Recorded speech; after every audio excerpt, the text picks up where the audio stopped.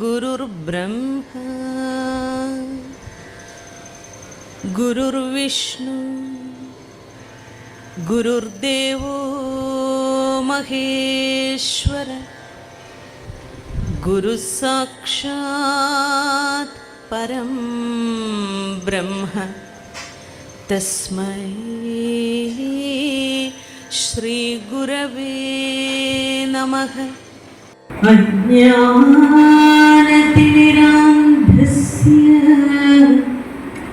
ज्ञानाञ्जनशलाकया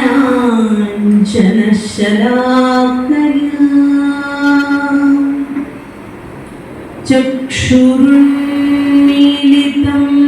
येन तस्मै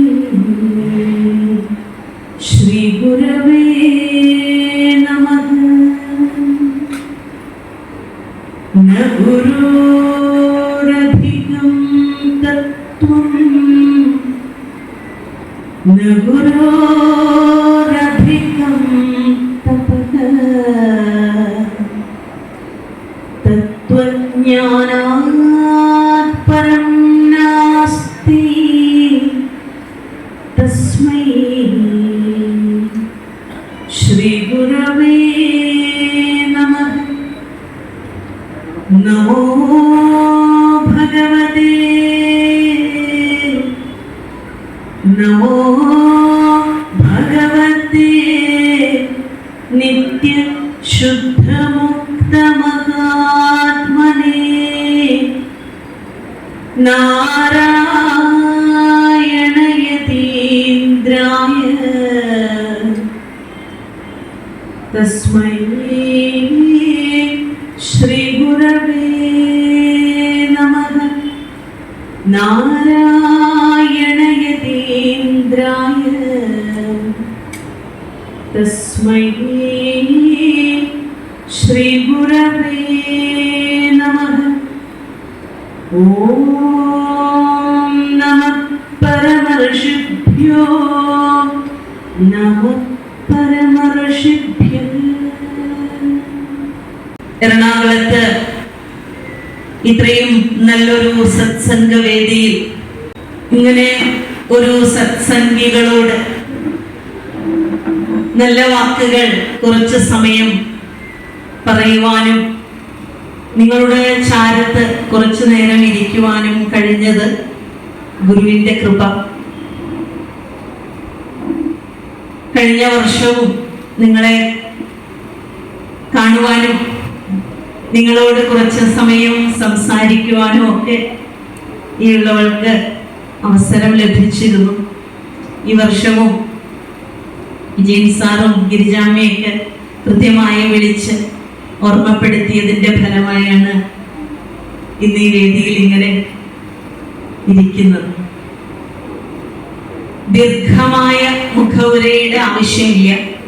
ദീർഘമായ മുഖവുര ഇന്നലെ ഉച്ചയോടെ കഴിഞ്ഞതാണ്.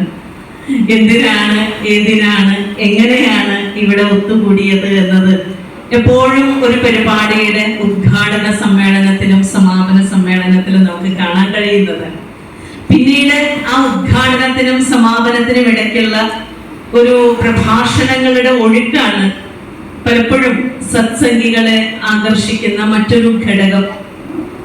അതുകൊണ്ട് നിങ്ങൾ ഇന്നലെ മുതൽ ഒരു സത്സംഗധാരയിലാണ്.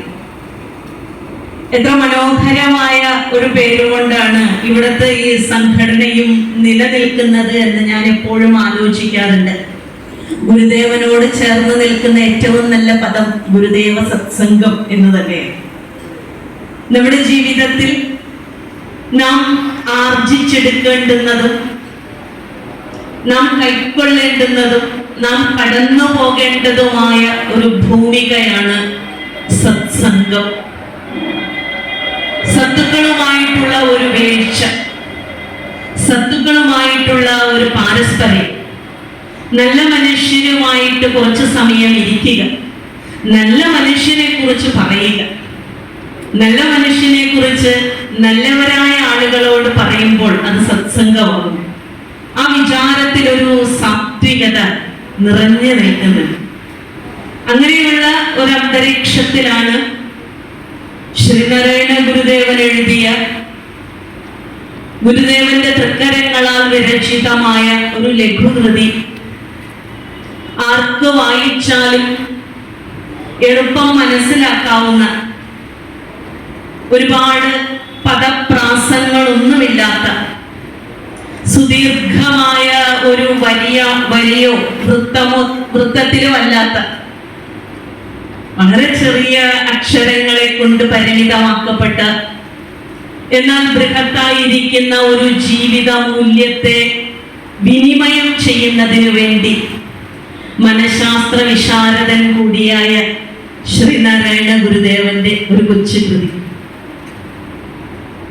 ഗുരുദേവനെ നമുക്ക് ഏതേത് മേഖലയിലൂടെയൊക്കെ പരിചയപ്പെടുത്താമോ, ഏതേത് മേഖലയിലൂടെയൊക്കെ ഗുരുവിനെ സമീപിക്കാമോ, അങ്ങനെയൊക്കെ നിന്ന് തരുന്ന ആളാണ് ഗുരു.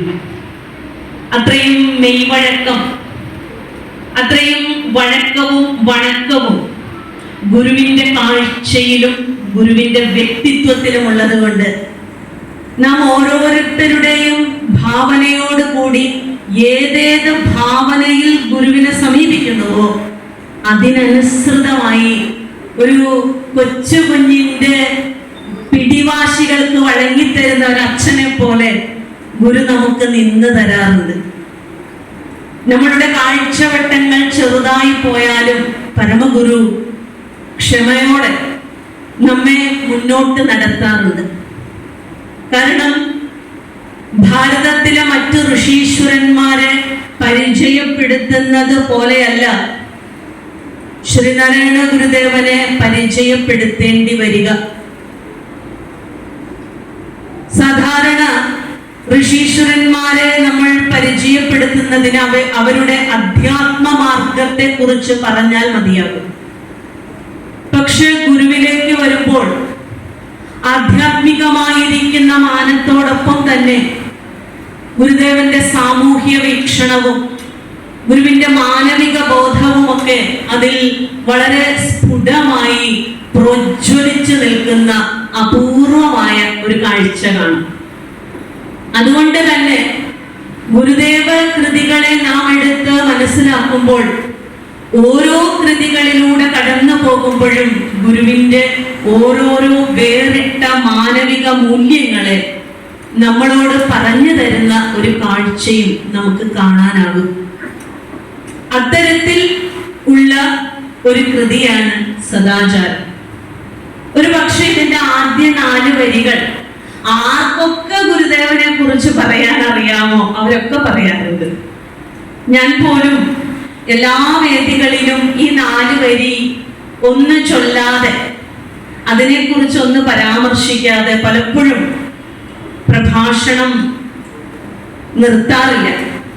എപ്പോഴെങ്കിലുമൊക്കെ ഈ സദാചാരം എന്ന കൃതി പരാമർശിക്കേണ്ടി വരാറുണ്ട്.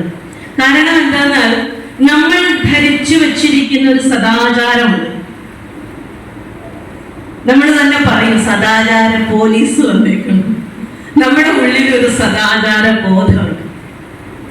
എവിടെ നിന്നാണ് അത് രൂപപ്പെട്ടത് എന്ന് ചോദിച്ചാൽ നാം നിലനിൽക്കുന്ന ചുറ്റുപാടുകളിൽ നിന്ന് കണ്ടും കേട്ടും ഇങ്ങനെ ജീവിക്കാവൂ, ഇങ്ങനെ നടക്കാവൂ, ഇങ്ങനെ പെരുമാറാവൂ, ഇങ്ങനെ മിണ്ടാവൂ, ഇങ്ങനെ കിടക്കാവൂ എന്നൊക്കെ ഉള്ള ഒരു തികച്ചും ബാഹ്യനിഷ്ഠമായിരിക്കുന്ന ഒരു ജീവിത വ്യാപാരത്തെ കണ്ടുകൊണ്ടാണ് പലപ്പോഴും നമ്മൾ സദാചാരത്തെ വിലയിരുത്താറ്.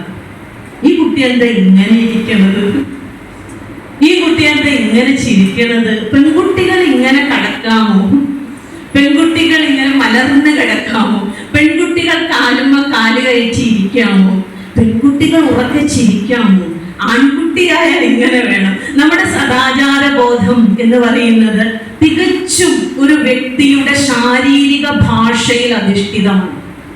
നമുക്കതേ പരിചയമുള്ളൂ. പക്ഷെ ഗുരുദേവൻ പറഞ്ഞു തന്ന സദാചാര ബോധം നാം കണ്ട് പരിചയിച്ചിട്ടുള്ള, നാം കണ്ട് മനസ്സിലാക്കിയിട്ടുള്ള ബാഹ്യമായിരിക്കുന്ന പെരുമാറ്റ ചിട്ടകളിൽ നിന്ന് തുലോം വിഭിന്നമായ ആന്തരികമായ ഒരു അധ്യാത്മ മൂല്യമാണ്. മൂല്യങ്ങളും ചിട്ടകളും തമ്മിൽ ആനയും ആടും പോലെ അന്തരമുണ്ട്. ചിട്ടയോട് ജീവിക്കുന്ന ഒരാൾക്ക് മൂല്യങ്ങൾ ഉണ്ടാകണം എന്നില്ല. മൂല്യങ്ങളിൽ അധിഷ്ഠിതമായി ജീവിതം നയിക്കുന്ന ഒരാൾക്ക് വലിയ കൃത്യനിഷ്ഠ കാണണമെന്നുമില്ല.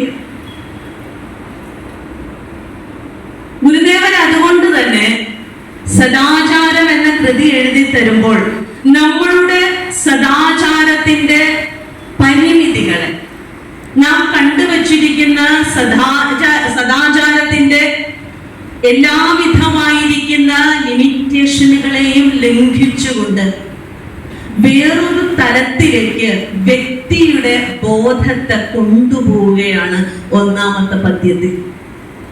എന്താണ് നല്ല ആചാരം എന്ന് പറയുന്നത്? എന്താണ് ഒരു നല്ല മനുഷ്യൻ? ആത്യന്തികമായി ഗുരുദേവ ദർശനത്തെ കാച്ചി കുറുക്കി പറഞ്ഞാൽ നാരായണ ഗുരുദേവൻ എന്ത് പറഞ്ഞു എന്ന് ചോദിച്ചാൽ നല്ല കുട്ടിയാവണം എന്ന് പറഞ്ഞു. ഗുരുദേവ ദർശനത്തെ ഒറ്റ വാക്കിൽ പറയുമ്പോൾ അങ്ങനെയാണ്: നല്ലൊരു കുട്ടിയായിരിക്കുക, നല്ലൊരു മനുഷ്യനായിരിക്കുക.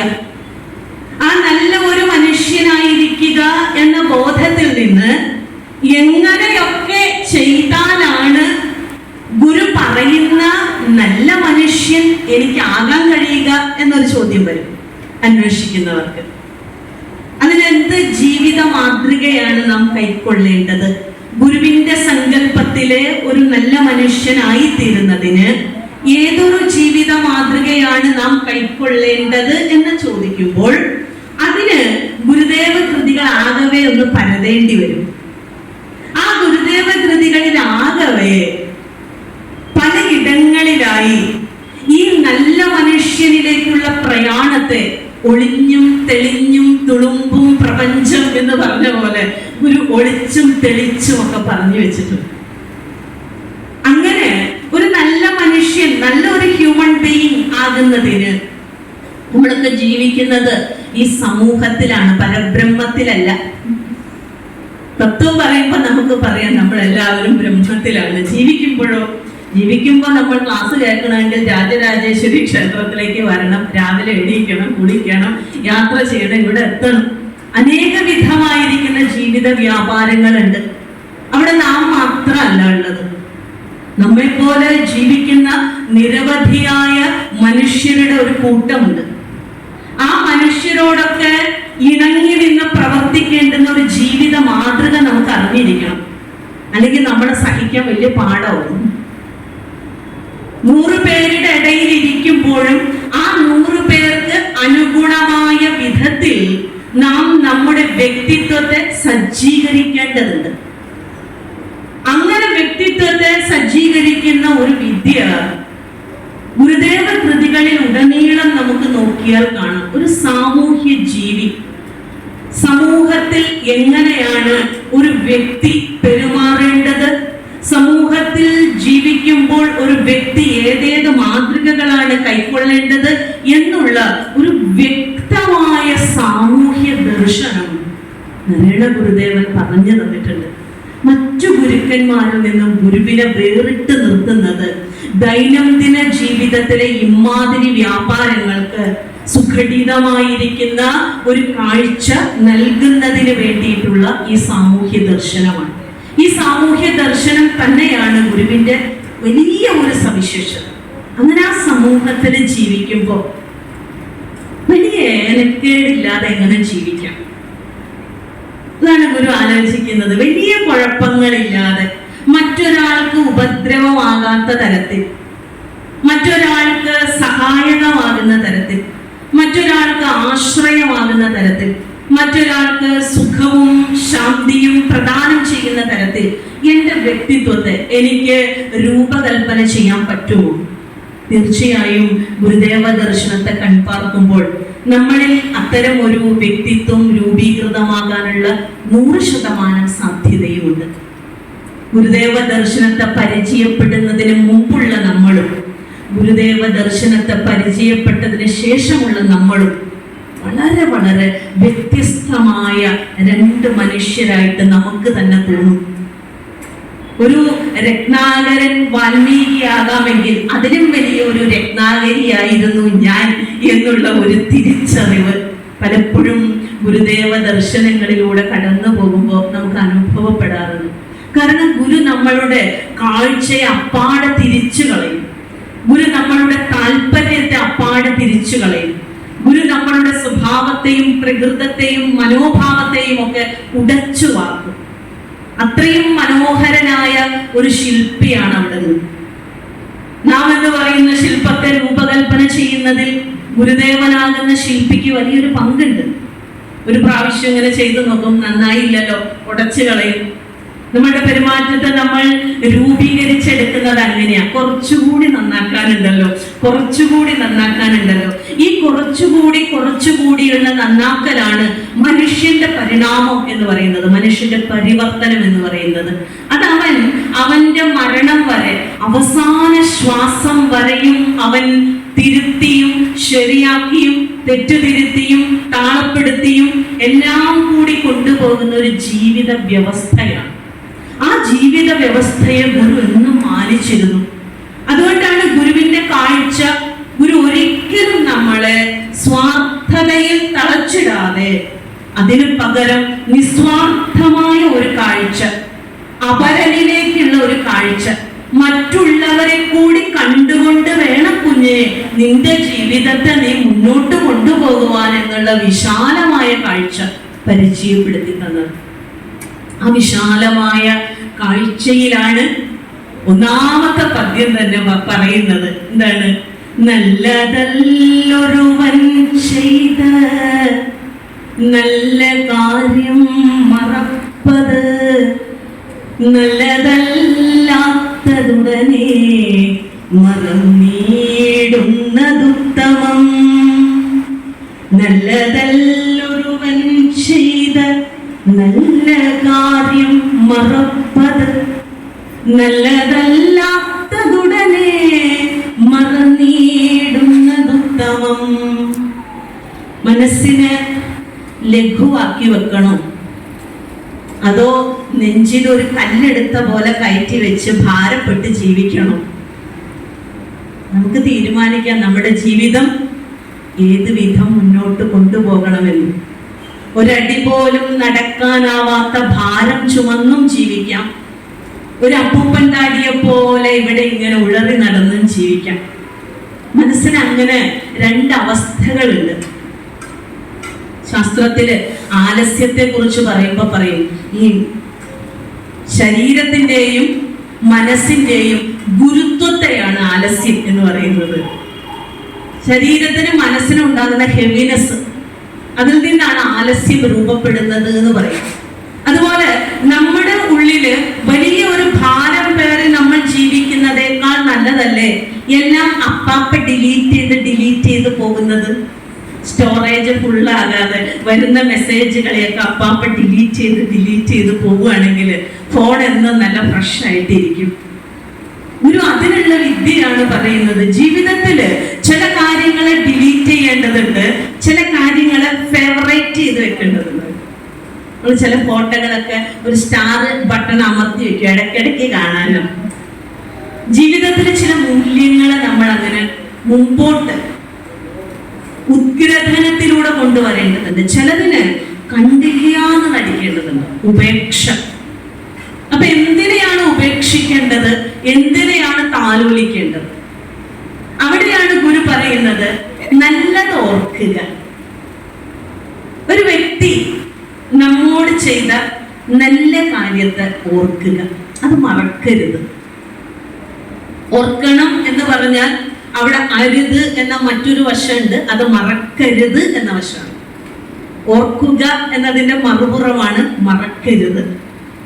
അപ്പൊ നല്ല കാര്യം മറക്കരുത്. നല്ല കാര്യങ്ങൾ എന്താണ്? നമ്മൾ വെറുതെ ഒരു സുപ്രഭാതത്തിൽ ഇങ്ങനെ ആയതല്ല. നാം ഇങ്ങനെ ആകുന്നതിന് നിരവധിയായിരിക്കുന്ന മനുഷ്യരുടെയും ചരാചരങ്ങളുടെയും ഒക്കെ ഒരു സഹായ ഹസ്തം നമുക്ക് നേരെ ഉണ്ടായതുകൊണ്ടാണ്. അതുകൊണ്ട് ഒരു വ്യക്തി ജീവിതത്തിൽ വളർന്നു പോകുന്തോറും അവൻ മനസ്സിലാക്കുന്ന കാര്യം എന്നെ വളർത്തുന്ന ചിലരുണ്ട് എന്ന വസ്തുതയാണ്. വളർത്തുന്ന ചിലരില്ലാതെ ഞാനില്ല.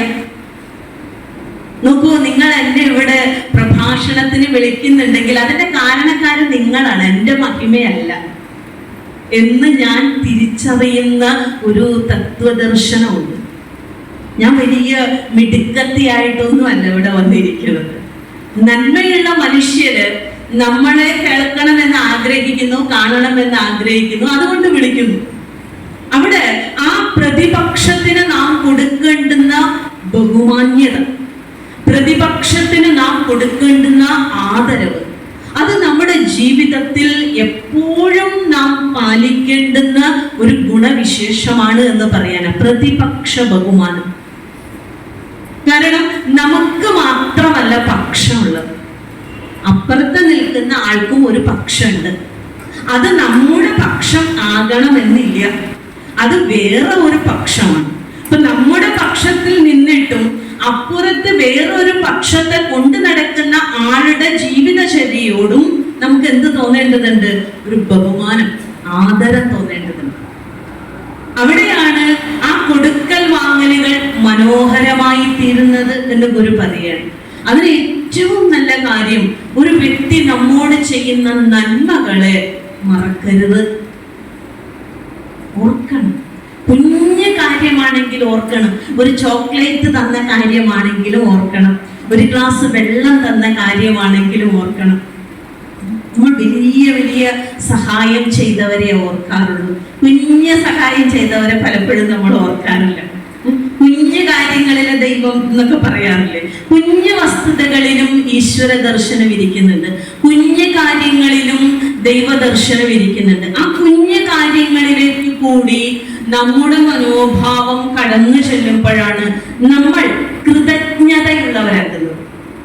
ഒരു പഠിപ്പിക്കുന്ന വേറൊരു മൂല്യമാണ് നന്ദിയുള്ളവനാണോടോ നന്ദി വേണം, നന്ദി നമ്മളോട് പറയാണ്, നന്ദി വേണോടോ നന്ദി. നന്ദി കെട്ട് ജീവിക്കരുത്, നന്ദി കെട്ട ലോകത്ത് നീ നന്ദി കെട്ടവനായി ഇരിക്കരുത്, നീ നന്ദിയുള്ളവനായിരിക്കണം. നന്ദിയുള്ളവന്റെ ലക്ഷണമാണ് മറ്റുള്ളവന്റെ നന്മ ഓർക്കുക എന്നുള്ളത്. ഈ നന്മ ഓർക്കുക എന്ന് പറയുമ്പോൾ, നല്ല കാര്യം ഒരാളുടെ മറക്കരുത് എന്ന് പറയുമ്പോൾ അതിനോടൊപ്പം തന്നെ മറക്കരുത് എന്നൊരർത്ഥം കൂടി. മറക്കുകയും ചെയ്യരുത്, മറയ്ക്കുകയും ചെയ്യരുത്. ആരാ ഇത് മനോഹരമായി അലങ്കരിച്ചത്?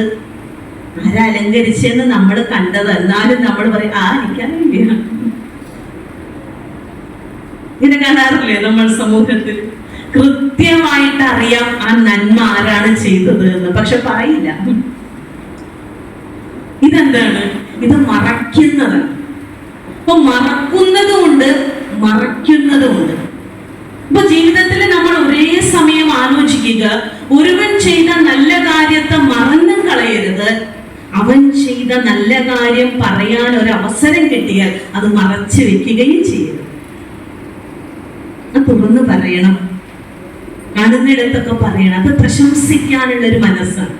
മറ്റൊരാളെ പരിഗണിക്കുന്ന ഒരു മനസ്സിന്റെ ഉടമയ്ക്കാണ് നല്ലത് കാണുമ്പോൾ അംഗീകരിക്കാനും നല്ലത് കാണുമ്പോൾ അനുമോദിക്കാനും കഴിയുക. വളരെ ഓപ്പൺനെസ് ആയിരിക്കുന്ന ഒരാളുടെ ലക്ഷണമാണ്. മനഃശാസ്ത്രത്തിലൊക്കെ വളരെ പ്രധാനപ്പെട്ട നല്ല വ്യക്തിത്വത്തെ രൂപകൽപ്പന ചെയ്യുന്നതിൽ പരമപ്രധാനമായ 4-5 കാര്യങ്ങൾ പറയുമ്പോൾ അവിടെ ഒന്നാമത് പറയുന്നത് ഓപ്പൺനെസ് ആണ്. ഓപ്പൺനെസ് എന്ന് പറഞ്ഞാൽ നമ്മൾ വളർന്നു പോകും തോറും നമ്മളുടെ ചുറ്റുപാടുകൾ, കാലദേശങ്ങളൊക്കെ വളരെയധികം മാറ്റങ്ങൾക്ക് വിധേയമാണ്. ആ മാറ്റങ്ങളെ ഉൾക്കൊള്ളാനുള്ള ഒരു മനസ്സ് നമുക്ക് വേണം. നമ്മൾ ജനിച്ച 80കളിലും 70കളിലും തന്നെ നമ്മൾ നിൽക്കരുത്. അങ്ങനെ നിൽക്കുമ്പോൾ നമുക്ക് ഇപ്പോഴത്തെ കുഞ്ഞുങ്ങളെ മനസ്സിലാവില്ല. ഇപ്പോഴത്തെ കുഞ്ഞുങ്ങള് അവരുടെ കാഴ്ചകളുടെ സൗന്ദര്യം, അവരുടെ പെരുമാറ്റങ്ങള്, ഇതൊക്കെ മനസ്സിലാകണമെങ്കിൽ നമ്മളും അപ്ഡേറ്റ് ആകണം, നമ്മളും കാലത്തിനനുസരിച്ച് ഇണങ്ങി വരണം. ഇതിനെയാണ് ഈ യാഥാസ്ഥിതികമായിരിക്കുന്ന കാഴ്ചവട്ടത്ത് നിന്ന് കാലാനുസൃതമായിരിക്കുന്ന ഒരു കാഴ്ചയിലേക്കുള്ള വളർച്ച വ്യക്തികൾക്ക് ഉണ്ടാകുന്നതാണ് ഓപ്പൺനെസ്. ഗുരുദേവൻ ഇത് നന്നായിട്ടുണ്ടായിരുന്നു. ഗുരുദേവൻ ജീവിച്ചിരിക്കുമ്പോഴും ശാസ്ത്രം അറിയുവാനും ശാസ്ത്രം പഠിക്കുവാനും ശാസ്ത്രത്തെ പ്രോത്സാഹിപ്പിക്കുവാനും ഗുരുദത്ത ശ്രദ്ധനായിരുന്നു, കൗതുകം ഉണ്ടായിരുന്നു. ഈ ഓപ്പൺനെസ് ഉള്ള ആളുകളുടെ ഏറ്റവും വലിയ പ്രത്യേകത കൗതുകമാണ്, പുതിയ കാര്യങ്ങൾ അറിയാനുള്ള ആഗ്രഹം. പുതിയത് അറിയാൻ തോന്നും. അറിഞ്ഞിടത്തോളം മതി എന്ന് പറയില്ല. എപ്പോഴും അവര് പുത്തൻ കാര്യങ്ങളെ, പുത്തൻ കാഴ്ചകളെ, പുത്തൻ കേൾവികളെ ഒക്കെ കേട്ടുകൊണ്ടിരിക്കും. എന്നും ഒരു പാട്ടല്ല അവര് കേൾക്കുക. പുതിയ പാട്ട് വന്ന പുതിയ പാട്ടിനെയും കേൾക്കും. എല്ലാത്തിനെയും നവീകരിച്ചുകൊണ്ടിരിക്കും. അതുകൊണ്ടാണ് അന്ന് ഗുരു പറഞ്ഞത് തീർത്ഥാടനത്തില് വിവര സാങ്കേതിക വിദ്യാഭ്യാസം ഉൾപ്പെടുത്തണം. ഇന്നാണ് IT മേഖല, IT-യിലാണ് ജോലി എന്ന് നമ്മൾ പറയാൻ തുടങ്ങിയിട്ട് 10 കൊല്ലമായുള്ളൂ. 100 വർഷം മുമ്പ് ഗുരുദേവൻ പറഞ്ഞു IT ഇവിടെ ഇത്രമാത്രം വികസിക്കുമെന്നും ഇതിലൂടെ നല്ല നല്ല കുട്ടികൾക്ക് നല്ലൊരു ഭാവി കരുപ്പിടിപ്പിക്കാൻ ഈ ഒരു മേഖല സഹായകരമാകുമെന്ന് മനസ്സിലാക്കിക്കൊണ്ട് അന്നേ പറഞ്ഞത് ഗുരുവിന്റെ യാഥാസ്ഥിതികത്വത്തിൽ നിന്ന് മാറിയിട്ട് ചുറ്റുപാടുകളെയും വരാനിരിക്കുന്ന ലോകത്തെയും മുന്നേ കൂട്ടി സ്വീകരിക്കുവാനുള്ള മനസ്സാണ്. ശ്രീനാരായണ ഗുരുദേവനെ പഠിക്കുമ്പോൾ, ശ്രീനാരായണ ഗുരുദേവന്റെ വ്യക്തിത്വത്തെ നമ്മൾ നിരൂപണം ചെയ്യുമ്പോൾ ഗുരുവിന്റെ അത്തരത്തിലുള്ള സ്വഭാവ സവിശേഷതകളൊക്കെ നമ്മളും ഇങ്ങനെ രൂപപ്പെടുത്തിയെടുക്കും. നമ്മൾ പോലും അറിയാതെ നമ്മുടെ ഷാഠ്യങ്ങളിൽ നിന്ന് പുറത്തു കിടക്കും. പിടിവാശികളൊക്കെ കുറയും. ആ പിടിവാശികള് കുറയുന്നതിന്റെ ഭാഗമാണ് വ്യക്തി ചെയ്ത തിന്മയെ മറക്കുക എന്നുള്ളത്. ആ പിടിവാശിയിൽ നിന്ന് പുറത്തു കിടക്കുമ്പോ ഒരു വ്യക്തി നമ്മോട് ചെയ്ത ദ്രോഹം ഓർത്തുകൊണ്ടിരിക്കും തോറും നമ്മുടെ ഉള്ളിൽ രൂപപ്പെടുന്ന വികാരമാണ് പക. ഒരു പക വീട്ടുന്ന ബുദ്ധി പ്രവർത്തിച്ചുകൊണ്ടിരിക്കും. ഒരു വ്യക്തി നമ്മളോടൊരു ദ്രോഹം ചെയ്തിട്ടുണ്ടെങ്കിൽ ഏത് വിധേനയാണ് അവൻ അതിനുള്ള മറുപടി കൊടുക്കേണ്ടത് എന്ന് ഊണിലും ഉറക്കത്തിലും ചിന്തിച്ചുകൊണ്ടിരിക്കുന്ന പക പോക്കുന്ന ഒരു ബുദ്ധി നമുക്ക് ഉണ്ടാകാൻ സാധ്യതയുണ്ട്. ആ പക പോക്കുന്ന ബുദ്ധിയിൽ നിർമ്മലമായിരിക്കുന്ന ചിത്തം, വിശുദ്ധമായിരിക്കുന്ന ചിത്തം, പവിത്രമായിരിക്കുന്ന ബുദ്ധി നമുക്ക് നഷ്ടപ്പെട്ടു പോകും. നമ്മളറിയില്ല. നല്ല മനുഷ്യനിൽ നിന്ന് നമ്മൾ ഒരുപാട് വിദൂരത്തിലാവും. എപ്പോഴും ദേഷ്യപ്പെടുന്ന ഒരാളെ നമ്മൾ നിരീക്ഷിച്ചു കൊണ്ടിരിക്കുകയും അയാൾ എപ്പോഴും ദേഷ്യപ്പെടുകയാണ്, അയാൾ വാ തുറന്ന ദേഷ്യപ്പെടുമെന്ന് അയാളെ തന്നെ ധ്യാനിച്ചു കൊണ്ടിരുന്നാൽ 1 മാസം കഴിയുമ്പോൾ അയാളെക്കാൾ നന്നായി ദേഷ്യപ്പെടുന്ന ഒരാളായിട്ട് നമ്മൾ മാറും. ധ്യാനം ഏത് വഴിക്ക് പോകുന്നോ അങ്ങനെ നമ്മളായിത്തീരുമെന്നുള്ളതാണ്. അപ്പോ അതുകൊണ്ട് തന്നെ ഇത്തരത്തിലുള്ള കഥാപാത്രങ്ങളെ മറക്കുക.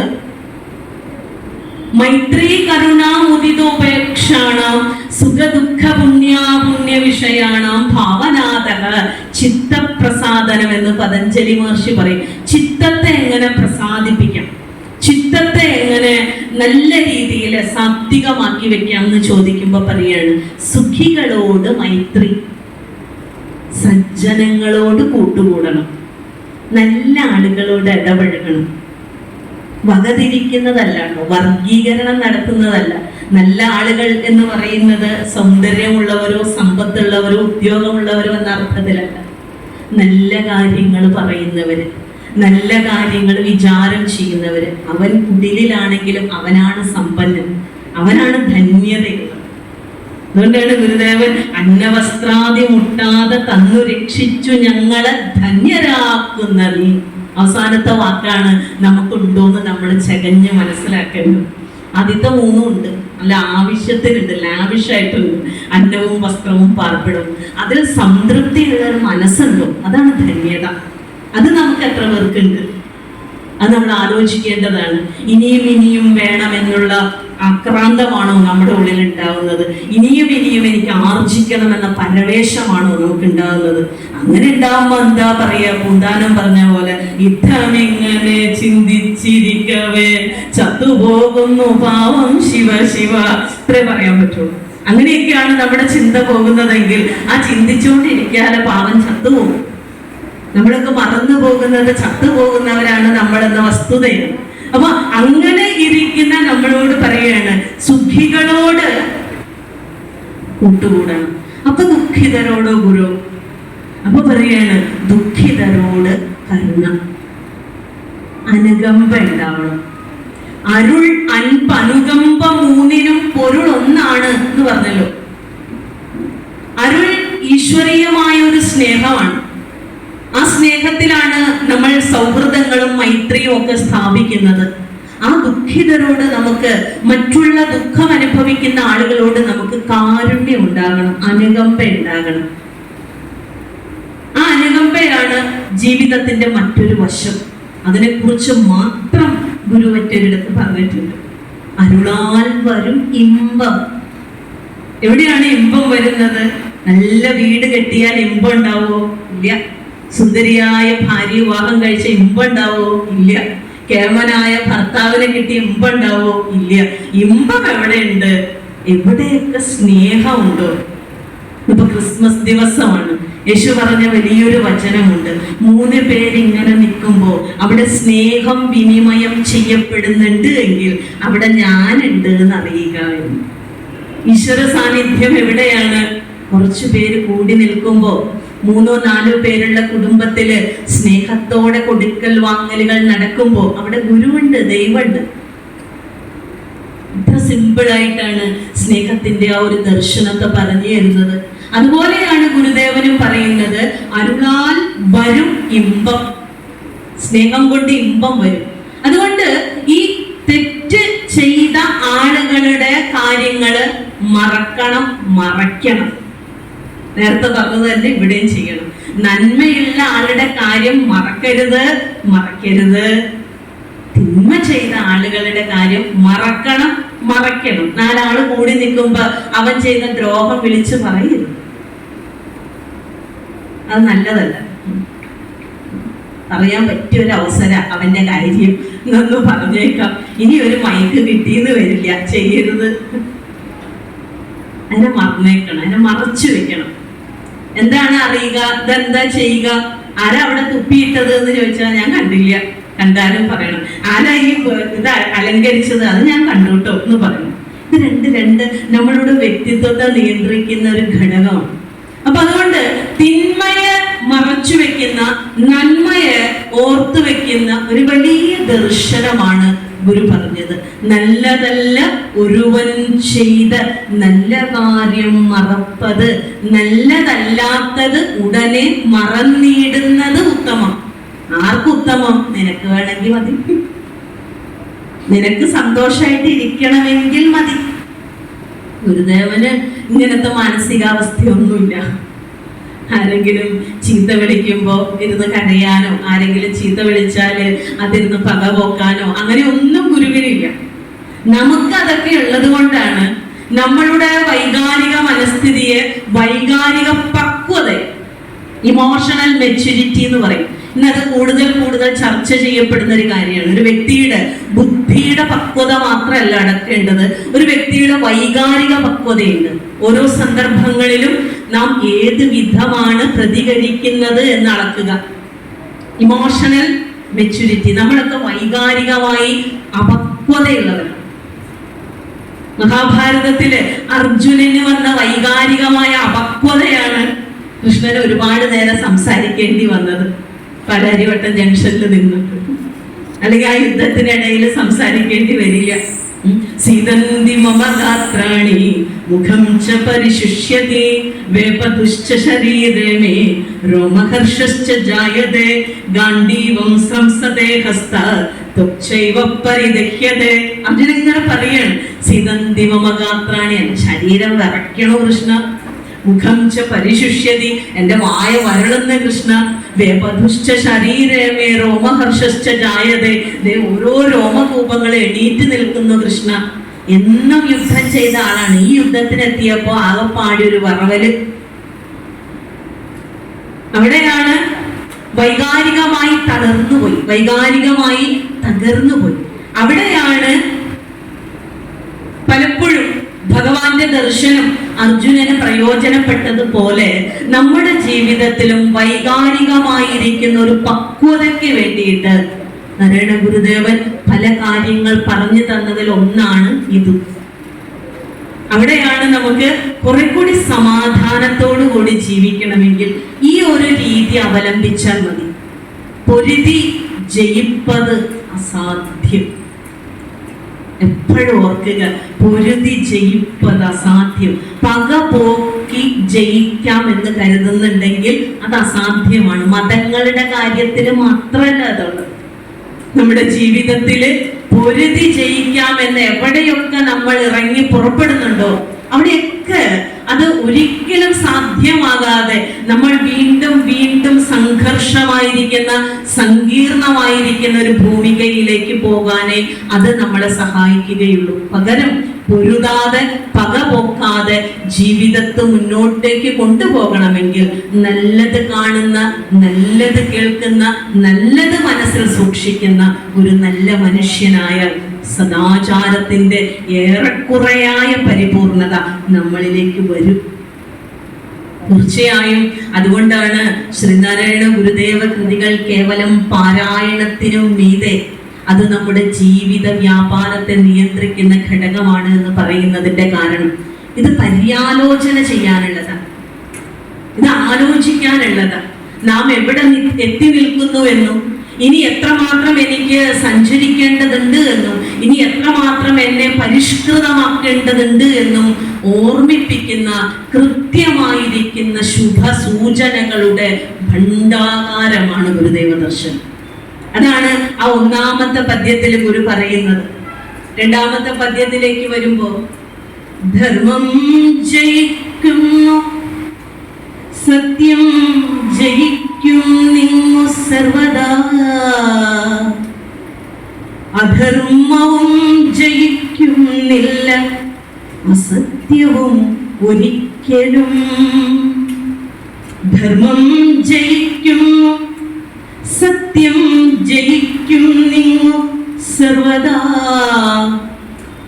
അധർമ്മവും ജയിക്കുന്നില്ല അസത്യവും ഒരിക്കലും.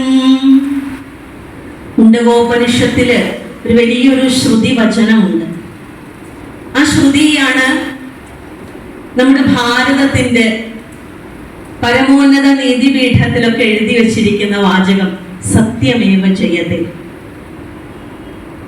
മുണ്ടകോപനിഷത്തിലെ ഋഷി പാടിയതാണ് സത്യമേവ ജയതേന അമൃതം. എപ്പോഴും ജീവിതത്തിൽ ജയിക്കുന്നത് സത്യമാണ്, കള്ളം ഒരിക്കലും ജയിക്കില്ല എന്ന്. ഇതാണ് നമ്മളുടെ നീതിന്യായത്തിന്റെ മോട്ടോ. ശ്രീനാരായണ ഗുരുദേവൻ ഉപനിഷത്ത് ഋഷി കൂടിയാണ്. നമ്മൾ ഗുരുവിനെ കുറിച്ച് പറഞ്ഞാൽ ചിലർക്ക് ചിലതൊന്നും ദഹിക്കില്ല.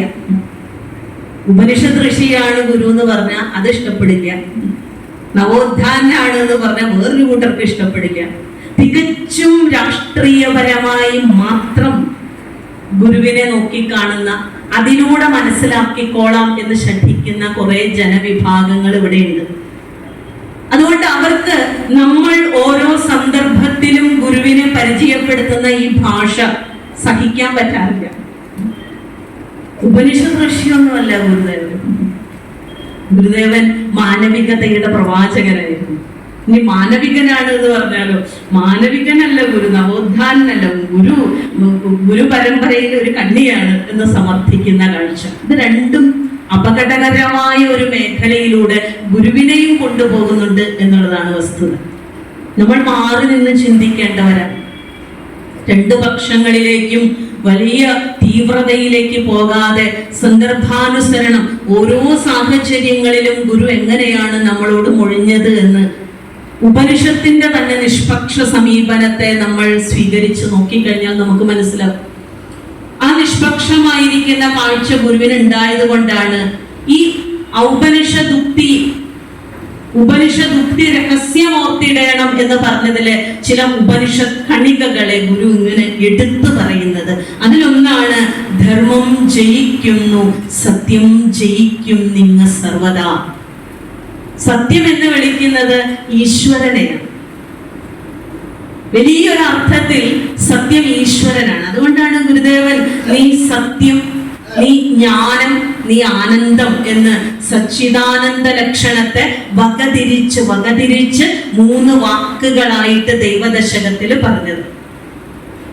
ആ സത്യത്തിന്റെ വിശദീകരണം ബ്രഹ്മവിദ്യാപഞ്ചകത്തിൽ നോക്കിയാൽ കാണാം. വ്യാപ്തം യേന ചരാചരം ഘടശരാവാദീവ വൃത്സത്തയാ. അവിടെയും എന്തുണ്ട്? ഈ ചരാചരമായിട്ട് വ്യാപരിച്ചു നിൽക്കുന്ന ഈ പ്രപഞ്ചത്തിന്റെ ആധാരത്തെ സത്യമായിട്ട് അവിടെ നമുക്ക് കാണാം. സത്യത്തിന്റെ ഒരു വർണ്ണന ബ്രഹ്മവിദ്യാ പഞ്ചകത്തിലുണ്ട്. കാരണം സത്യം ആയതനമാണ്. ചാന്തോക്യോപനിഷത്തിൽ പറയും സദായതനം. സത്താകുന്ന ആയതനത്തോട് കൂടിയതാണ് ഈ ജഗത്ത്. സത്താകുന്ന ആധാരത്തോട് കൂടിയതാണ് ഈ ജഗത്ത്. സത്താകുന്ന അടിത്തറയോട് കൂടിയതാണ് ഈ ജഗത്ത്. അത് കാവ്യാത്മകമായിരിക്കുന്ന ഭാഷയിലേക്ക് പോകുമ്പോൾ ജനനീ നവരത്നമഞ്ജരി പോലുള്ള കൃതിയിൽ ഗുരു പറയും, വേരായ നിൻകടലിൽ ആരാധനം തരണം, ആരാലിതിനൊരു വരം നേരായി വന്നിടുക, വേറാരുമില്ല ഗതി ഹേ രാജയോഗ ജനനീ. വേരായ നിൻകടൽ എന്താണ്? സത്യം. അല്ലയോ ജഗദംബികെ, അല്ലയോ ശാശ്വത രൂപിണിയായിരിക്കുന്ന അമ്മേ, ഈ പ്രപഞ്ചത്തിന്റെ നാരായ വേര് അന്വേഷിച്ചു പോകുമ്പോൾ ഞാൻ ചെന്ന് എത്തി നിൽക്കുന്നത് നിന്റെ പാതാരവിന്ദങ്ങളിലാണ് അമ്മേ. എവിടെ നിന്നാണ് ഈ ലോകം ഉയർക്കൊള്ളുന്നത്? രാജരാജേശ്വരിയെ. നീ രാജരാജേശ്വരിയാണ്. കാരണം എന്താ? നീ രാജയോഗ ജനനിയാണ്. യോഗങ്ങളിൽ വെച്ച് ഏറ്റവും അത്യുന്നതമായിരിക്കുന്ന രാജയോഗത്തെ പ്രദാനം ചെയ്യുന്ന അമ്മേ, ഈ പ്രപഞ്ചത്തിന്റെ നാരായ വേരിനെ അന്വേഷിച്ചു പോകുമ്പോൾ അത് നിന്റെ കഴലിണയിൽ, നിന്റെ പാതാരവിന്ദങ്ങളിൽ നിന്ന് ഉയർക്കൊള്ളുന്നതാണ് എന്ന് എനിക്ക് മനസ്സിലാകും എന്ന് പറഞ്ഞതിന്റെ വേദാന്തപരമായിരിക്കുന്ന ഒരു വാക്കാണ് സത്യം. അപ്പോ തൈത്രിയോപനിഷത്തിൽ പറയുന്ന സത്യം വദ, ധർമ്മം ചര, അവിടേക്ക് വരുമ്പോ ഈ സത്യത്തിന് തന്നെ നമ്മുടെ ജീവിതത്തിൽ നമ്മൾ പ്രാവർത്തികമാക്കേണ്ടുന്ന വേറൊരു ഭാവത്തെ പറഞ്ഞുതരാം. സത്യം വദ എന്ന് പറഞ്ഞാൽ എന്താ? സത്യം പറയണം. ജീവിതത്തിലെ ഏതൊരു ഘട്ടങ്ങളിലും നാം സത്യം മാത്രമേ പറയാവൂ. സത്യത്തിന് വേറൊരു അർത്ഥം ശാസ്ത്രത്തിൽ പറയും, വാങ്മനസോഹോ യഥാർത്ഥത്വം എന്ന് പറയും. എന്ന് വെച്ചാല് വാക്ക് മനസ്സിൽ നിന്നായിരിക്കണം, മനസ്സ് വാക്കിലുമായിരിക്കണം. ഓം വാങ്മേ മനസ്സി പ്രതിഷ്ഠിതം, മനോമേ വാചി പ്രതിഷ്ഠിതം. ഐതരേയ ഋഷി പാടിയത് അങ്ങനെയാണ് ശാന്തി മന്ത്രത്തിൽ. എന്റെ വാക്ക്, മനസ്സറിയാതെ ഒരു വാക്ക് ഞാൻ പറയാതിരിക്കട്ടെ. എന്റെ വാക്കുകൾ കേവലം അധര വ്യായാമം ആകാതിരിക്കട്ടെ. എന്റെ വാക്കുകളിൽ എപ്പോഴും ഹൃദയത്തിന്റെ ഭാഷ നിറഞ്ഞിരിക്കട്ടെ. ഹൃദയം അറിയാതെ ഒരു വാക്ക് പോലും ഞാൻ പറയാൻ ഇടവരരുതേ. അവിടെയാണ് നമ്മൾ വാക്കിനെ ശ്രദ്ധിക്കുന്നത്. അതിനെയാണ് ഗുരു വാക്ശുദ്ധി എന്ന് പറഞ്ഞത്. അത് ധർമ്മമാണ്. ആ പഞ്ചശുദ്ധികളിൽ ഒന്നായിരിക്കുന്ന വാക്ശുദ്ധി അതെങ്ങനെയാണ്? അത് ഇമാതിരി കാര്യങ്ങളൊക്കെ ശ്രദ്ധിക്കുമ്പോഴാണ്. എല്ലാ ശൗചവും ഉണ്ടെങ്കിലും വാക്ശൗചമില്ലാത്ത ആളുകളെ നമുക്ക് കാണാം. എല്ലാം കൃത്യമാണ്. വാക്കിന് മാത്രം ഒരു ശൗചമില്ല, ഒരു മിതത്വമില്ല, ഒരു നിയന്ത്രണമില്ല. തോന്നിയതൊക്കെ പറയുക. കാരണം ഒരു വാക്കുകൊണ്ട് പോലും നമുക്കൊരാളെ നോവിക്കാൻ കഴിയും. ഒരു വാക്കുകൊണ്ട് നമുക്കൊരാളെ ഹിംസിക്കാൻ കഴിയും. ഒരു വാക്കുകൊണ്ട് പോലും നമുക്ക് മരിക്കാറായി കിടക്കുന്ന ഒരാളെ നല്ല വാക്കുകൊണ്ട് പുനരുജ്ജീവിപ്പിക്കാൻ കഴിയും. നല്ല രീതിയിൽ നടന്നുപോയ ആളെ ഒറ്റ വാക്കുകൊണ്ട് കൊല്ലാനും കഴിയും. നമ്മൾ കാണുന്നതാണ് നമ്മുടെ ചുറ്റുപാട്. വാക്കുകൾ കൊണ്ടാണ് കൊല്ലുക. അപ്പൊ വാക്കിൽ എന്ത് വേണം? വാക്കിൽ ഒരു തപസ്സുണ്ടായിരിക്കണം, വാക്കിൽ ഒരു ശുദ്ധി ഉണ്ടായിരിക്കണം. അപ്പൊ അങ്ങനെ വരുമ്പോ ധർമ്മം ജയിക്കുന്നു, സത്യം ജയിക്കുന്നു. ആ സത്യത്തിൽ പ്രതിഷ്ഠിതമായ ജീവിതത്തിന്റെ ബാഹ്യമായ ആവിഷ്കാരമാണ് ധർമ്മം. സത്യപ്രതിഷ്ഠിതനായ ഒരാള് എങ്ങനെ ജീവിക്കണം? അവരുടെ ജീവിതത്തിൽ ഒരു ധർമ്മ വ്യവസ്ഥയുണ്ട്. ചരാചരങ്ങൾക്ക് എല്ലാറ്റിനും ആ ധർമ്മ വ്യവസ്ഥയുണ്ട്. അത് അല്പമെങ്കിലും തെറ്റിക്കുന്നവൻ മനുഷ്യനായതുകൊണ്ടാണ് ശ്രീനാരായണ ധർമ്മവും യാജ്ഞവൽക്യ സ്മൃതിയൊക്കെ എഴുതേണ്ടി വന്നത്. ഇങ്ങനെ ജീവിക്കണം കേട്ടോ. ജനിച്ച് മരിക്കുവോളം നാട്ടുകാരെ കൊണ്ട് പറയിപ്പിക്കരുത്. ജനിച്ച് മരിക്കുവോളം ഈ വിധമായിരിക്കുന്ന കാര്യങ്ങളിലൂടെ കടന്നു പോകണമെന്ന് കൃത്യമായിട്ട് പറയാനാണ് നാരായണ സ്മൃതി അല്ലെങ്കിൽ ശ്രീനാരായണ ധർമ്മം എന്ന് പറയുന്നത്. ധർമ്മം ഒരു വ്യവസ്ഥയാണ്. ആ വ്യവസ്ഥ മറ്റാരും അടിച്ചേൽപ്പിക്കുന്നതിനുപരി ഒരു സെൽഫ് ഡിസിപ്ലിൻ, സ്വയം ഒരു അച്ചടക്കം. ആരെയും കാണിക്കാനല്ല, ആരും പറഞ്ഞിട്ടുമല്ല, ആരും പറയാതെ, ആരെയും കാണിക്കാതെ നമ്മുടെ ജീവിതത്തിൽ നാം കൈവരുത്തേണ്ടുന്ന ചില സ്വയം അച്ചടക്കങ്ങളുണ്ട്, സ്വയം ബോധ്യങ്ങളുണ്ട്. അത് ധർമ്മമാണ്. ആരുമില്ലെങ്കിലും നമ്മൾ ധർമ്മിഷ്ഠനായിരിക്കുന്നത് അവിടെയാണ്. അല്ലെങ്കിൽ ആരെങ്കിലും ഉള്ള സമയത്ത് മാത്രമേ ധർമ്മിഷ്ഠനാവുള്ളൂ. ആരുമില്ലാത്തപ്പോഴും നാം നന്മ ചെയ്യുന്നുണ്ട് എങ്കിൽ നാം ധർമ്മിഷ്ഠനാണ്. നമുക്കൊക്കെ പലപ്പോഴും രണ്ട് മുഖങ്ങളാണ്. വീട്ടിലൊരു മുഖം, പുറത്തൊരു മുഖം. വീട്ടിലുള്ളവരോട് ചോദിക്കണം, എന്നാലേ കൃത്യം അറിയുള്ളൂ എങ്ങനെയാണ് ആളുടെ സ്വഭാവം. നിങ്ങൾ കാണുന്ന ആളൊന്നുമല്ല, വീട്ടിൽ ഒന്ന് നോക്കണം എന്ന് പറയും. വീട്ടിലെ ആള് അതങ്ങനെയാണ്. നമ്മളെ സഹിക്കാൻ ബാധ്യസ്ഥരാണ്. ഞാൻ എന്ത് പറഞ്ഞാലും സഹിക്കാൻ ബാധ്യസ്ഥരാക്കപ്പെട്ടവരാണ്. അവര് മനുഷ്യരല്ല. അവരൊക്കെ നമ്മളെ ഇങ്ങനെ അനുസരിച്ചും വിധേയപ്പെട്ടും ഒക്കെ കഴിയേണ്ടവരാണ്. മറ്റുള്ളവരങ്ങനെയല്ല. ഞാൻ നല്ലതാണെന്ന് അവർ എന്നെ നോക്കി പറയണം. അതിന്റെ പേരിൽ എടുത്തിടുന്ന ഒരു പെർസോണ നമുക്കുണ്ട്, ഒരു മൂടുപടം. ഈ പേഴ്സണാലിറ്റി എന്ന വാക്ക് തന്നെ മുഖം മൂടി എന്ന അർത്ഥത്തിൽ നിന്ന് വരുന്ന ഗ്രീക്ക് പദമാണെന്ന് പറയും. പെർസോണ എന്ന് പറയും മുഖം മൂടി. നമ്മൾ പുറത്തേക്ക് ഇറങ്ങുമ്പോൾ ഒരു മുഖം മൂടി എടുത്തിടും, മറ്റുള്ളവര് നല്ലതാണെന്ന് പറയിപ്പിക്കാൻ വേണ്ടിയിട്ടുള്ള ഒരു മുഖം മൂടി. അങ്ങനെയല്ല. പുറത്തിറങ്ങുമ്പോഴും അകത്തിരിക്കുമ്പോഴും നമ്മൾ ഒന്നായിരിക്കണം. അതിനെയാണ് നല്ല വ്യക്തിത്വം എന്ന് പറയുന്നത്. ഈ ദ്വന്ദ്വ വ്യക്തിത്വങ്ങളിലൂടെ ജീവിച്ചു കഴിഞ്ഞാൽ ഒരുപാട് സങ്കീർണത നമ്മൾ അനുഭവിക്കേണ്ടി വരും, ഒരുപാട് പ്രയാസങ്ങൾ നമ്മൾ അനുഭവിക്കേണ്ടി വരും. അപ്പൊ അവിടെയൊക്കെ നമ്മളൊരു ധർമ്മ വ്യവസ്ഥയിലൂടെ മുന്നോട്ട് പോവുകയാണെങ്കിൽ, ആരാലും അടിച്ചേൽപ്പിക്കപ്പെടാത്ത ഒരു അച്ചടക്കത്തിലൂടെ, ഒരു ഡിസിപ്ലിനിലൂടെ, ഒരു ധർമ്മ വ്യവസ്ഥയിലൂടെ കടന്നു പോവുകയാണെങ്കിൽ അത് ജീവിതത്തിന് ഭാസുരമാണ്. അതുകൊണ്ട് സത്യവും ധർമ്മവും നല്ല മനുഷ്യൻ കൈവിടില്ല. ഞാൻ ആദ്യമേ പറഞ്ഞു, ഇതൊക്കെ ആരുടെ ലക്ഷണമാണ്? നല്ല മനുഷ്യന്റെ ലക്ഷണമാണ്. നല്ല മനുഷ്യൻ സത്യം കൈവിടില്ല, നല്ല മനുഷ്യൻ ധർമ്മം കൈവിടില്ല. വേറെ ഒന്നുമില്ല മാനദണ്ഡം. നല്ല ഉടുപ്പിട്ടവനാണോ നല്ല മനുഷ്യൻ? അങ്ങനെയല്ല. എന്താണ് അവൻ കൊണ്ടു നടക്കുന്നത്? അവന്റെ ഭാണ്ഡക്കെട്ടിൽ എന്താണ് ഉള്ളത്? ബുദ്ധൻ നടന്നു പോയപ്പോ കുറെ റോഡ് വക്കിൽ നിന്ന് കുറെ ആളുകൾ ബുദ്ധനെ വിളിച്ചു കൂവി കളിയാക്കി എന്നാ പറയാം. ബുദ്ധനൊന്നും വേണ്ടിയില്ല അത്ര. യേശുവിന്റെ ജീവിതത്തിൽ നടന്നതായിട്ട് പറയുന്നുണ്ട് കേട്ടോ. അപ്പൊ ബുദ്ധ ശിഷ്യനായ ആനന്ദൻ ബുദ്ധനോട് ചോദിച്ചു, അങ്ങ് എന്താണ് അവർ വിളിച്ച് ഇത്രയേറെ പരിഹസിച്ചിട്ടും അങ്ങ് എന്താണ് ഒന്നും പറയാതിരുന്നത് എന്ന് ചോദിച്ചപ്പോ ബുദ്ധൻ പറഞ്ഞു, അവന്റെ മടിശീലയിലുള്ളതാണ് അവൻ ചിലവഴിക്കുന്നത്, എന്റെ മടിശീലയിൽ അതില്ല എന്ന്. അത്രയേ ഉള്ളൂ അതിന്റെ ദർശനം. നമ്മുടെ കയ്യിൽ എന്താണുള്ളത് അതാണ് നമ്മൾ എടുത്ത് ഉപയോഗിക്കുക. അപ്പോ നമ്മുടെ കയ്യില്, നമ്മുടെ ചിമ്മാടില്, നമ്മുടെ ഭാണ്ഡക്കെട്ടില് നല്ലതുകൾ ഉണ്ടെങ്കിൽ അതായിരിക്കും നമ്മൾ നിർലോഭമെടുത്ത് ചെലവഴിക്കുന്നതായിട്ട് നമുക്ക് കാണാൻ കഴിയില്ല. അപ്പൊ അങ്ങനെ നോക്കുമ്പോ സത്യവും ധർമ്മവും ഒരു നല്ല മനുഷ്യന്റെ ലക്ഷണങ്ങളാണ്. ആ സത്യവും ധർമ്മവും എപ്പോഴും ജയിക്കും. സത്യപ്രതിഷ്ഠായം ക്രിയാഫലാശ്രയത്വം എന്ന് പതഞ്ജലി മഹർഷി പറഞ്ഞിട്ടുണ്ട്. സത്യത്തിൽ പ്രതിഷ്ഠിതമായ ഒരുവന് എല്ലാ യാഗങ്ങളും, എല്ലാ യജ്ഞങ്ങളും, എല്ലാ പ്രാർത്ഥനകളും നടത്തിയതിന്റെ ഫലം കിട്ടുന്നു എന്നാണ്. അവന് ഒരു പ്രാർത്ഥനയും പ്രത്യേകം ചെയ്യണ്ട സത്യം പറയുന്നവനാണെങ്കിൽ. നമ്മൾ പ്രാർത്ഥന ചൊല്ലിയിട്ട് കള്ളം പറയുന്നവരാ. പക്ഷെ സത്യം പറയുകയാണെങ്കിലോ പ്രാർത്ഥന ചൊല്ലണ്ട.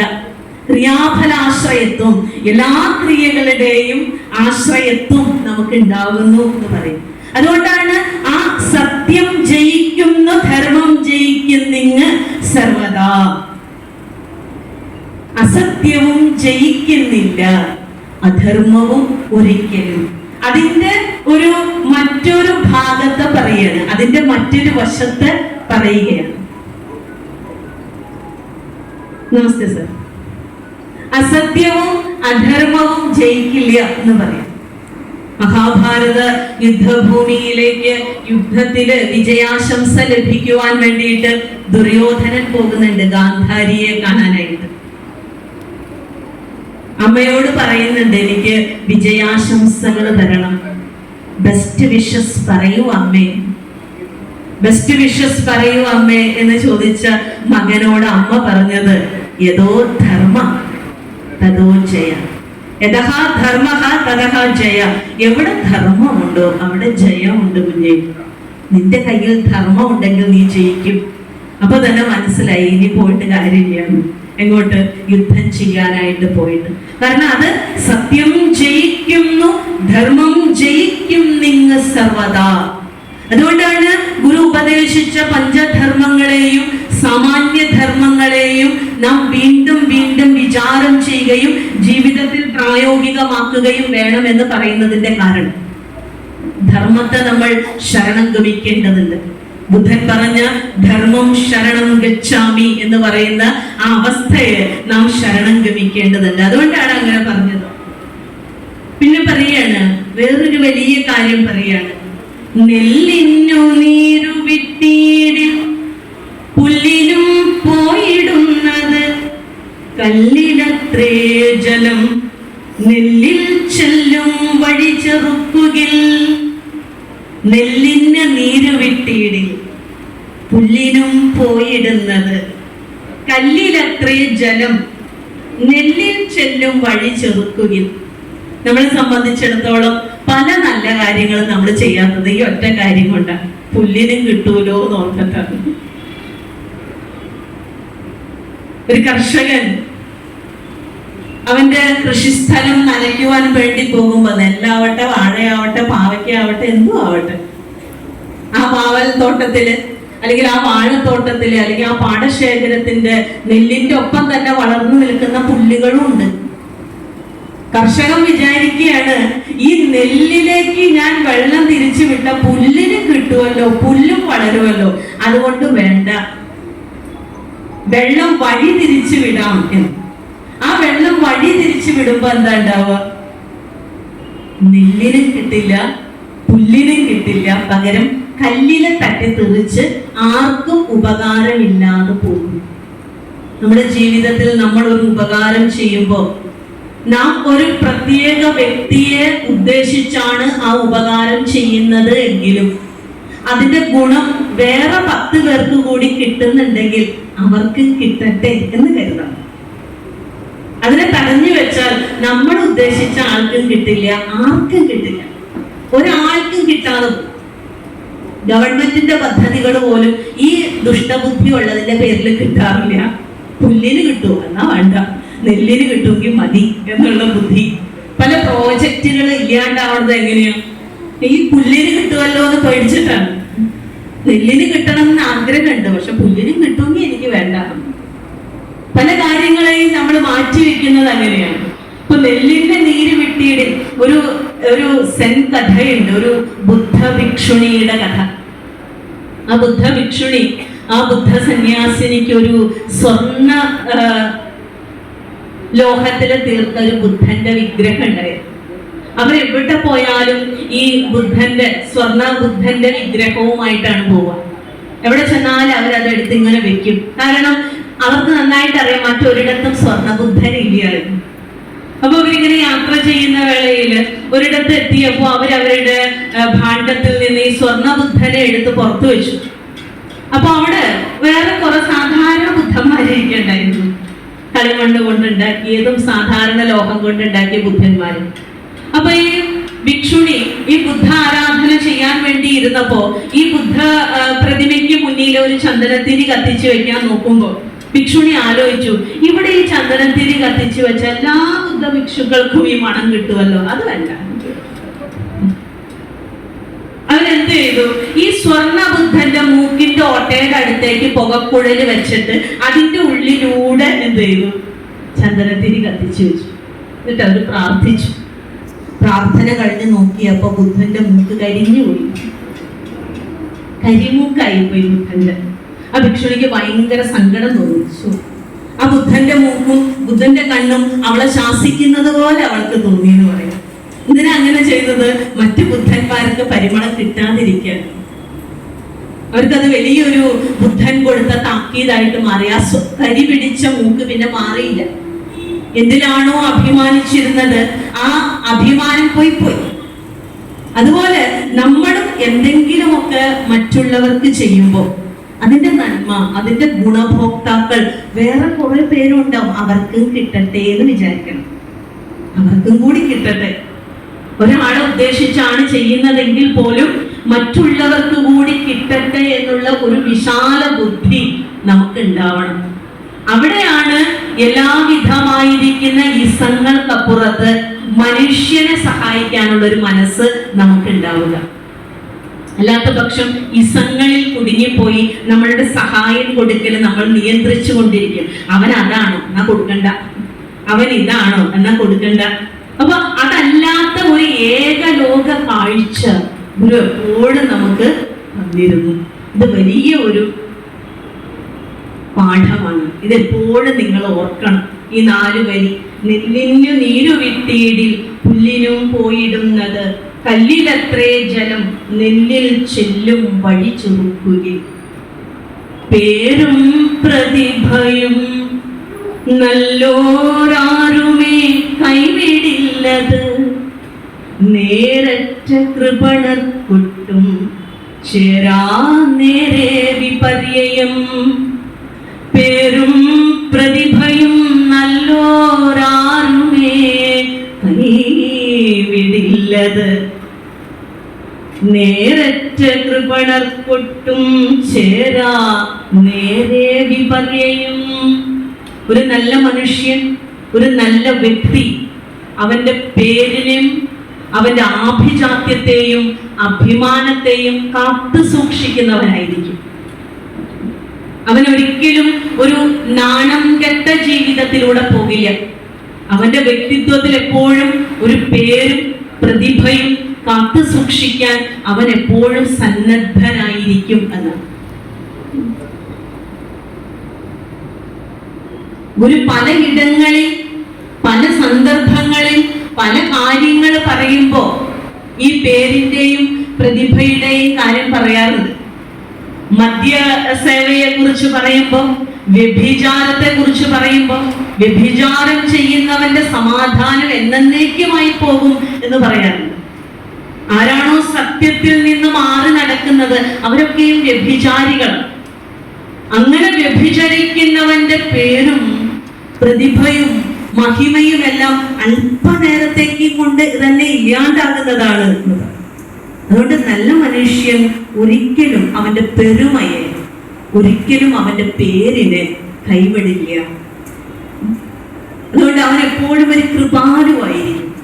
അവൻ ഒരിക്കലും കൃപണനായിരിക്കില്ല, സ്വാർത്ഥനായിരിക്കില്ല. സ്വാർത്ഥന്റെ രീതികൾ എന്ന് പറയുന്നത്, സ്വാർത്ഥന്റെ ജീവിത രീതികൾ എന്ന് പറയുന്നത് ഓരോ ജീവിത സന്ദർഭത്തിലും ഓരോന്നിനും അനുസൃതമായിട്ട് അവന്റെ ധർമ്മത്തെ അടിയറവ് വെച്ചും അവനവന്റെ സത്യത്തെ അടിയറവ് വെച്ചും അവനവന്റെ മാന്യതയെ അടിയറവ് വെച്ചും ഒക്കെ താൽക്കാലികമായിരിക്കുന്ന സുഖത്തിന് വേണ്ടിയിട്ട് ജീവിക്കുമ്പോ ഒരു കൃപാലു ഒരിക്കലും അവന്റെ പേരിനും പ്രതിഭയ്ക്കും നിരക്കാത്ത ഒന്നിലൂടെയും കടന്നു പോവുകയില്ല എന്നുകൂടി ഗുരു ഇവിടെ ഓർമ്മപ്പെടുത്തുകയാണ്.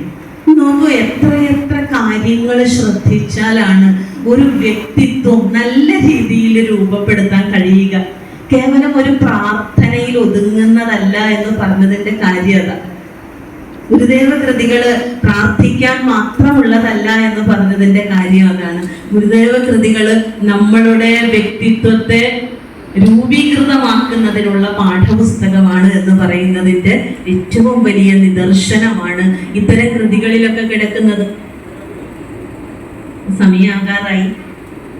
ഒന്നുണ്ട് നേര് നേരല്ലിതൊന്നും, മർത്യർക്കു സത്യവും ധർമ്മവും വേണം, ആയുസ്സും നിൽക്കുകില്ലാർക്കും ഓർക്കുക. ഒന്നുണ്ട് നേര്, നേരല്ല ഇതൊന്നും. ഇവിടെയും വേദാന്തത്തിന്റെ വലിയൊരു കാഴ്ച ഗുരു പറയുകയാണ്. ഒന്നുണ്ട് നേര്. ഒരർത്ഥത്തിൽ സകലവും ഉള്ളതു തന്നെ തത്വചിന്താഗ്രഹൻ ഇത് സർവവും ഏകമായി ഗ്രഹിക്കും എന്ന് ഗുരു പറയും. തത്വചിന്താഗ്രഹൻ, തത്വചിന്തയെ നേരാംവണ്ണം അറിഞ്ഞവൻ ഈ പ്രപഞ്ചത്തെ ഏകമായി കാണും. സത്യം ഒന്നേയുള്ളൂ. സത്യം എന്ന വാക്കിന് പച്ച മലയാളത്തിലേക്ക് വന്നിട്ട് പറയാണ് നേര്. ആ നേര് ഒന്നേയുള്ളൂ. ഒന്നുണ്ട് നേര്. നേരല്ല ഇതൊന്നും. ഗുരുദേവൻ പ്രപഞ്ചത്തെ തള്ളി പറഞ്ഞിട്ടില്ല എന്നൊക്കെ പറയുമ്പോ ജഗന്മിഥ്യ എന്നുള്ളതിന്റെ വേറൊരു പച്ച മലയാളാണ് നേരല്ല ഇതൊന്നും എന്ന് പറയുന്നത്. ഗുരുവിന് അങ്ങനെ ശാഠ്യങ്ങളൊന്നും ഇല്ലാതെ ശങ്കരാചാര്യർ പറഞ്ഞതോ അല്ലെങ്കിൽ മറ്റു ആചാര്യന്മാര് പറഞ്ഞതോ ഇത് ഞാൻ പറയില്ല.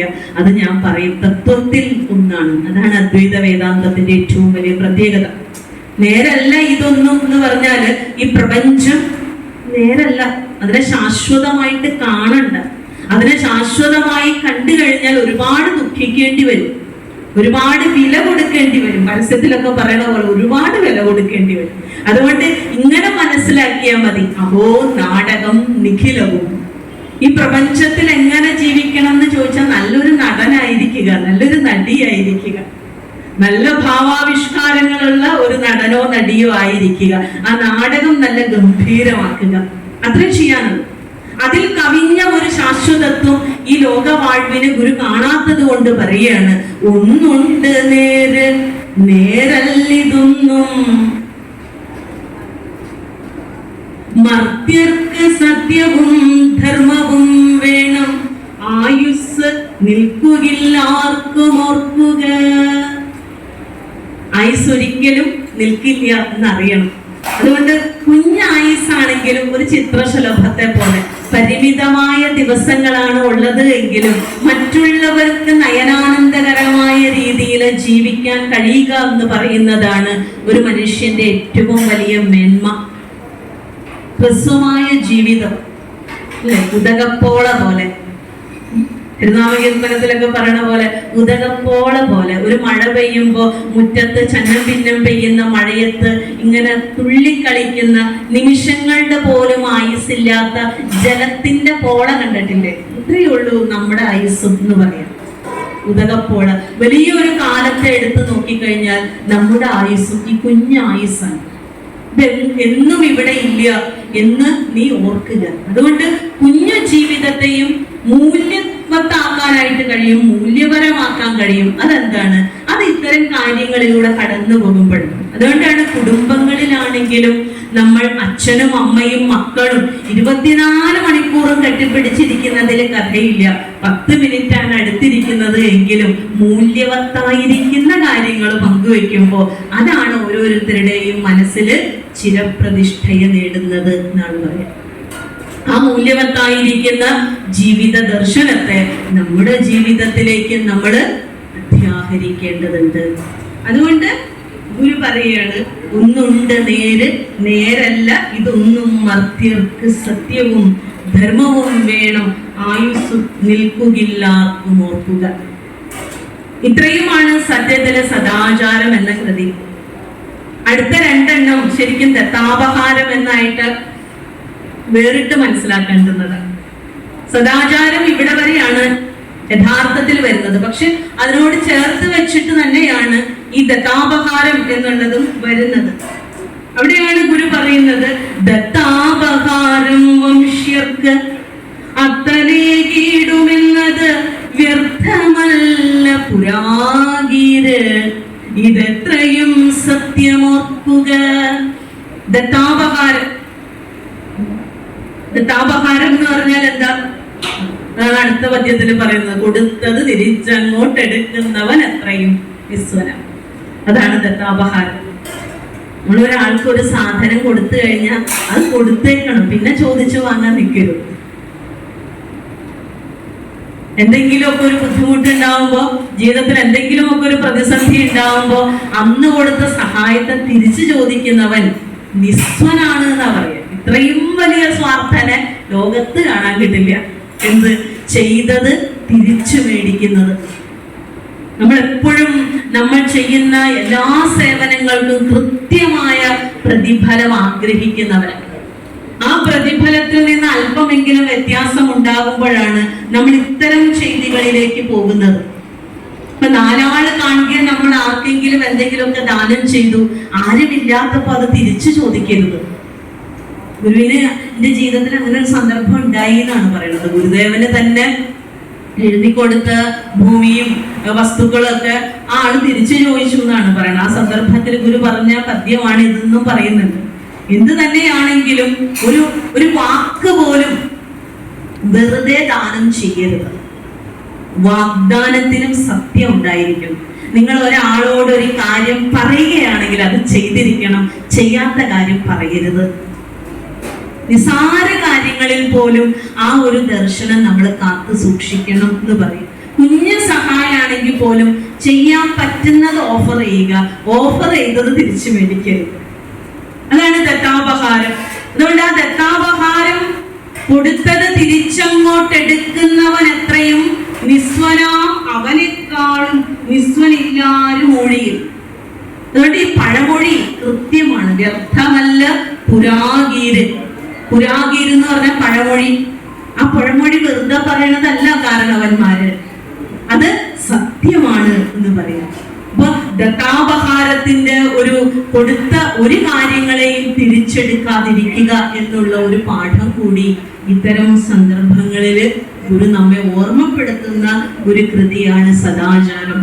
ഈ സദാചാരം പഠിച്ചു പോകുമ്പോൾ നമ്മൾ മനസ്സിലാക്കിയിട്ടുള്ള അനുഷ്ഠാനങ്ങള്, ആചാരങ്ങള്, പദ്ധതികളൊന്നും ഇവിടെ കാണില്ല. നിശ്ചയമായും പൂർണ്ണമായും ഒരു വ്യക്തിയുടെ ആന്തരികമായിരിക്കുന്ന അധ്യാത്മ മൂല്യങ്ങളെ ഉയർത്തുന്ന, മൂല്യങ്ങളെ കുറിച്ച് പറയുന്ന ഒരു കൃതി മാത്രമാണ് സദാചാരം. അത് എത്ര കണ്ട് നമ്മുടെ ജീവിതത്തിൽ, അതുകൊണ്ടാണ് ഗുരുദേവ ദർശനമൊക്കെ ഒരുപാട് നമ്മൾ പഠിച്ചില്ലെങ്കിലും ഒരു പദ്യം മതി നമ്മുടെ ജീവിതത്തെ മാറ്റിമറിക്കാൻ എന്ന് പറയുന്നു. 64 കൃതികളും പഠിക്കണം എന്നില്ല. ഒരു പദ്യം പഠിച്ചാൽ അത് വെച്ച് ജീവിതം ശരിയാക്കാൻ തുടങ്ങുമ്പോഴേക്കും തന്നെ നല്ലൊരു സമയം എടുക്കും ശരിയായി തീരാൻ. അതാണ് ഗുരുദേവ ദർശനത്തിന്റെ ഒരു പ്രത്യേകത. എന്തായാലും 11:30 മണി ഞാൻ നിർത്തിയിരിക്കുന്ന സാറിവിടെ എത്തിയിട്ടുണ്ട്.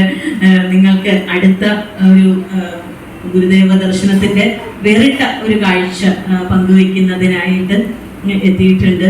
എല്ലാവർക്കും ഈ ഒരു സന്ദർഭത്തിൽ എൻ്റെ ഹൃദയം നിറഞ്ഞ ഒരു നന്ദിയും കടപ്പാടും സ്നേഹവും അറിയിക്കുകയാണ്. ഇനിയും ഗുരുദേവ ദർശനങ്ങളെ പഠിക്കുവാനും ഗുരുദേവ കൃതികളെ വിചാരം ചെയ്യുവാനും അത് ജീവിതത്തിൽ പകർത്തുവാനുമുള്ള ഒരു സമ്പ്രദായത്തിലൂടെ നിങ്ങൾക്ക് കടന്നു പോകാൻ കഴിയട്ടെ എന്ന് ആശംസിക്കുന്നു. എന്നെ ഇങ്ങോട്ടേക്ക് ക്ഷണിച്ച വിജയൻ സാറിനോടും ഗിരിജ ചേച്ചിയോടും ഗോപാലകൃഷ്ണ സാറിനോടും ഒക്കെയുള്ള മഹത്തുക്കളായ വ്യക്തികളോടുള്ള നന്ദി രേഖപ്പെടുത്തിക്കൊണ്ട് എല്ലാവർക്കും നല്ലത് വരട്ടെ എന്ന് പ്രാർത്ഥിച്ചുകൊണ്ട് ആശംസിച്ചുകൊണ്ട് നിർത്തുന്നു. നന്ദി, നമസ്കാരം.